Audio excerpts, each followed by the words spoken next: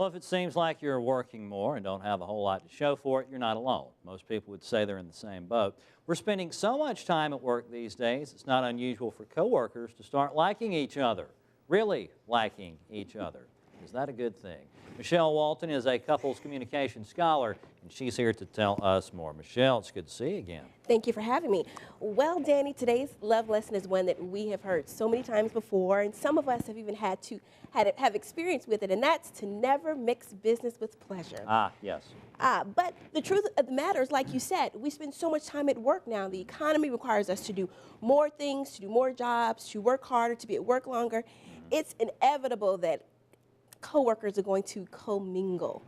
But the truth be told is that dating at work, whether it's taboo or tolerated, can either make or break our livelihoods or lifestyles. Absolutely. So I guess the first thing that you need to know, you need to figure out is, hey, am I going to get fired if we find out about this? Exactly. Well, you know, there are two schools of thought there. The first comes from the legal side. A 2008 article written by attorney Lynn Lieber tells us that, you know, she said, listen, companies should have strong fraternization policies, non-fraternization policies. They should tell their workers that dating is inadvisable, it causes problems, that 53% of coworker dating relationships end up ending in a year and 84% end in 5 years. That's one side.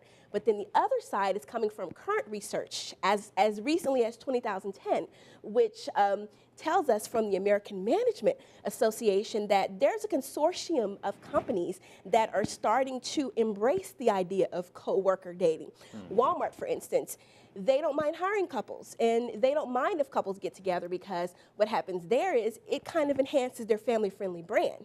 AT&T since 2001 has had 8,000 coworkers get together and get married out of 115,000 nationwide. Wow, okay. So if, say, this is such a terrible analogy, and I may get in trouble for saying this, but I'm going to say it anyhow. Okay. So if we do decide to dip the proverbial pen into the company ink, what are some tips that you have for us? Probably not using that analogy to start with. Well, I'm calling it the where, what, and how. It is what I'm coining as the workplace dating Bill of Rights. Number one, you have the right to date whomever you want. However, you need to know what your environment is. If you're co-eds at the University of Alabama, it's great, but when you go out into the workforce, you need to understand that that's a vulnerable position. Coworkers may be in contention with you. They may feel like that it's a distraction and you could be reprimanded or even terminated.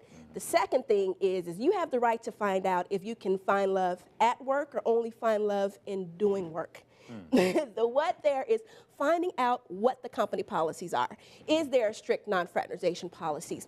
What does the company manual say about dating at work? And also knowing what the unwritten code is. So in my department, it's okay because my supervisor is cool, or you know, there are other couples and it works well for our synergy, okay? Right. And the third thing is what I'm saying is that you have the right to choose love over money or money over love. But the how is knowing how you're going to act, okay? Are you one of those people that says, hey, listen, I am professional, I never mix business with pleasure, I want to move ahead, okay? Or are you one of those people who is going to say, you know, if it happens, it happens, but you may be forced to choose in either case. So be ready to give up your job or to transfer, to move departments. So in that case, that's how mom and pop stores get started and company businesses and family businesses, and that's what happens because people can work with their mate and have a thriving business career. There you go. Michelle, thanks so much for being with us today. Thank you, and that's today's love lesson. Absolutely. Michelle's on Twitter. Just do the Twitter thing at MS Speak.